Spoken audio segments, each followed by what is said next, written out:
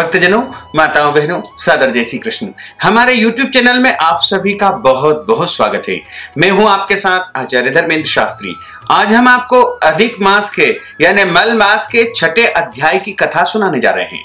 इस कथा को अंत तक जरूर सुनिएगा और अधिक से अधिक लोगों को शेयर भी करिएगा। बोलिए गोपाल कृष्ण भगवान की जय, श्री वृंदावन बिहारी लाल की जय, लक्ष्मी नारायण भगवान की जय, श्री गिरिराज धरण की जय, यमुने महारानी की जय, श्री वल्लभाधीश की जय। गुरुर् ब्रह्मा गुरुर्विष्णु गुरुर्देवो महेश्वरा, गुरु साक्षात् परब्रह्म तस्मै श्री गुरुवे नमः। सच्चिदानंद रूपाय विश्वोत्पत्त्यादि हेतवे तापत्रय विनाशाय श्री कृष्णाय वयं नमः। बोलिए श्री पुरुषोत्तम भगवान की जय। नारद जी बोले कि हे पाप रहित ऋषिवर, विष्णु भगवान ने गोलोक में जाकर के क्या किया, सो कृपा करके मुझे कहिए। श्री नारायण बोले कि हे नारद, अधिक मास सहित विष्णु भगवान जब गोलोक में गए तब वहां जो हुआ है सो आपसे कहता हूं, ध्यान पूर्वक सुनिए। गोलोक में मणियों के खंभों से सुशोभित सुंदर ज्योति धाम को विष्णु भगवान ने दूर से ही देखा। उस ज्योति धाम में इतना प्रकाश निकल रहा था कि भगवान विष्णु की आंखें चकाचौंध हो गई, जिससे उनके नेत्र बंद हो गए। तब थोड़ी देर में नेत्र खोलते हुए ही अधिमास को अपने पीछे करके धीरे धीरे चलते हैं भगवान श्री कृष्ण के मंदिर के पास पहुंच करके वे अधिक मास सहित विष्णु भगवान बड़े आनंदित हुए। तब हरि के द्वारपालों ने उन्हें उठ करके प्रणाम किया। फिर उन्होंने ज्योतिर्मय भगवान के द्वार में अपने बंद किए हुए नेत्रों से ही प्रवेश किया और वहां जाकर शीघ्र ही पुरुषोत्तम भगवान श्री कृष्ण को नमस्कार किया। रत्न जड़ित सिंहासन पर गोपियों के बीच में बैठे हुए भगवान श्री कृष्ण के सम्मुख खड़े हुए। रमानाथ विष्णु जी हाथ जोड़ करके बोले कि गुणों से परे गोविंद, अद्वितीय, अक्षर अव्यक्त, नाश रहित, विग्रहवान, गोप वेशधारी, बाल्यावस्था वाले, शांत, गोपीनाथ, मन को हरने वाले, नवीन मेघ के समान श्याम रूप, करोड़ों काम देवों के समान सुंदर, वृंदावन में रास मंडल में बैठे हुए पीतांबरधारी सौम्य मूर्ति, तिरछी मनोहर आकृति वाले, रास लीला के स्वामी, रास स्वामी और रासवासी, रासोल्लासित दो भुजाओं वाले, हाथ में मुरली धारण करने वाले, पीले वस्त्र पहनने वाले अच्युत भगवान मुझ पर प्रसन्न हो जाइए। इस पर भगवान श्री कृष्ण महाराज की स्तुति करके तथा नमस्कार करके श्री विष्णु उनकी आज्ञा से रत्न जड़ित सिंहासन पर विराजमान हो गए।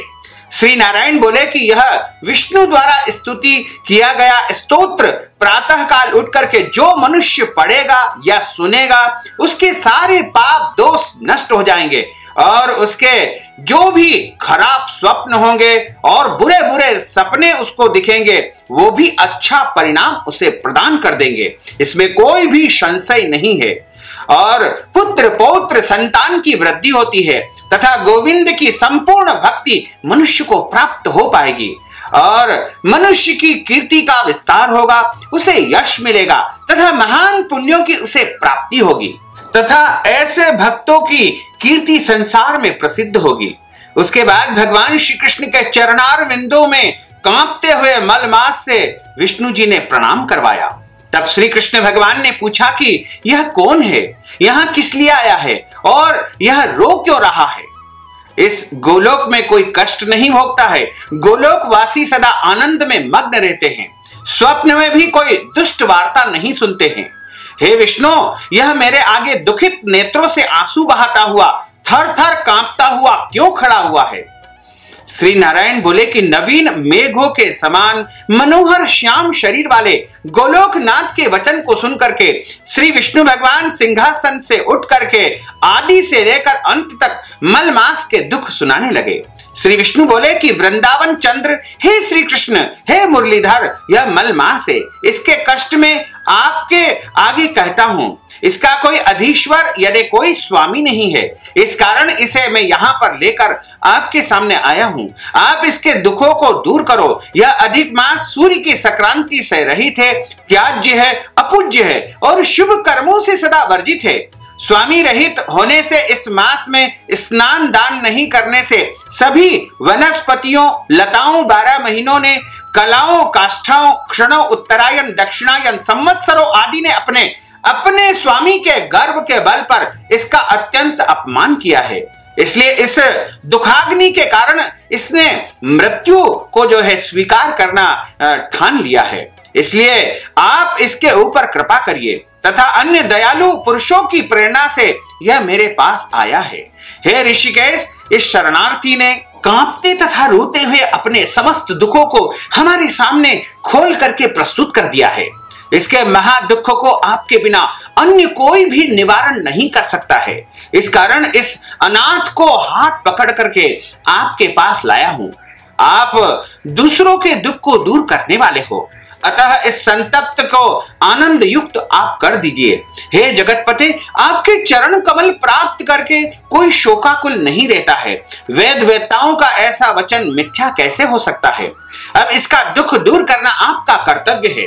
मैं सब काम काज छोड़ करके इसे आपके पास लेकर आया हूं। मेरा आना सफल कीजिए। अपने स्वामी के सम्मुख कोई बात बार बार नहीं कहना चाहिए, ऐसा नीति शास्त्र को जानने वाले पंडित जन कहते हैं। इस प्रकार अधिमास की सब कष्ट गाथा भगवान श्री कृष्ण के सामने विष्णु भगवान कहते हैं और यह गाथा श्री कृष्ण भगवान से कह करके विष्णु भगवान हाथ जोड़े हुए श्री कृष्ण के मुख कमल को खड़े हुए निहारने लगे। ऋषि बोले कि हे सूत जी, आप श्रेष्ठ वक्ता हो, आप दीर्घ काल तक जीवित रहे हैं, आप सेवन करने योग्य हो, ताकि हम आपके मुखारविंद से श्री हरि लीला रूपी कथा अमृत को सदा पीते रहें, उसका पान करते रहें। हे सूत जी महाराज, विष्णु और श्री कृष्ण का संवाद विश्व कल्याणकारी है। फिर गोलोकवासी भगवान श्री कृष्ण ने क्या कहा और क्या बताया वह हमें कहिए। हे सूत जी, नारद जी ने नारायण से क्या पूछा सो कहे, क्योंकि परम भागवत नारद जी के प्रति कहा हुआ नारायण का वचन हम तपस्वियों के लिए परम औषधि है तथा परम कल्याणकारी है। इस प्रकार छठे अध्याय की कथा का यहाँ पर समापन होता है। इति श्री बृहन्नारदीय पुरुषोत्तम मास महात्म्ये विष्णुर्लोकोर्गमने षष्ठो अध्यायः श्री कृष्णार्पणमस्तु। बोलिए श्री कृष्णचंद्र भगवान की जय, श्री वृंदावन बिहारी लाल की जय, गोपाल कृष्ण भगवान की जय।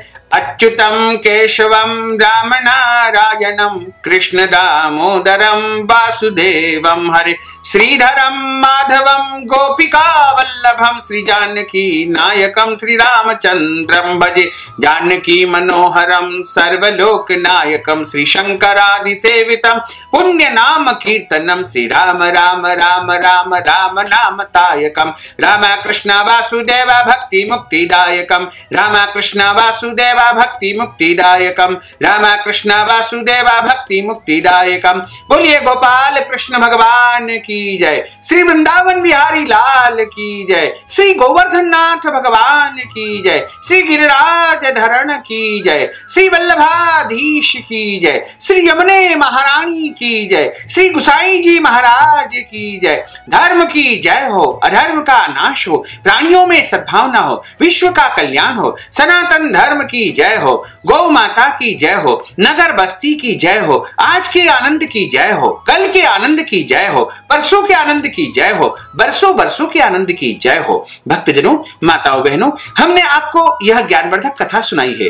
इस कथा के निमित्त यदि आप अपनी श्रद्धा के अनुसार कुछ न कुछ द्रव्य दक्षिणा प्रदान करना चाहते हैं और इस कथा का महान पुण्य यदि आप प्राप्त करना चाहते हैं तो दान स्वरूप नगद राशि हमें आप प्रदान कर सकते हैं। इस हेतु पेटीएम, फोन पे, गूगल पे या अकाउंट के माध्यम से आप हमें धन राशि पहुंचा सकते हैं। आपके लिए हमने सारी व्यवस्थाएं कर रखी है, इसके माध्यम से आप दान हमें प्रदान कर सकते हैं। तो भक्तजनों, आपने जो ज्ञानवर्धक कथा का श्रवण किया है इसको आप अधिक से अधिक लोगों को शेयर करिएगा, लाइक करिएगा, कमेंट करिएगा और यदि अभी तक आपने सब्सक्राइब नहीं किया तो अभी और इसी समय सब्सक्राइब अवश्य कर लीजिए। आपको और आपके पूरे परिवार को सादर जय श्री कृष्ण, सादर धन्यवाद।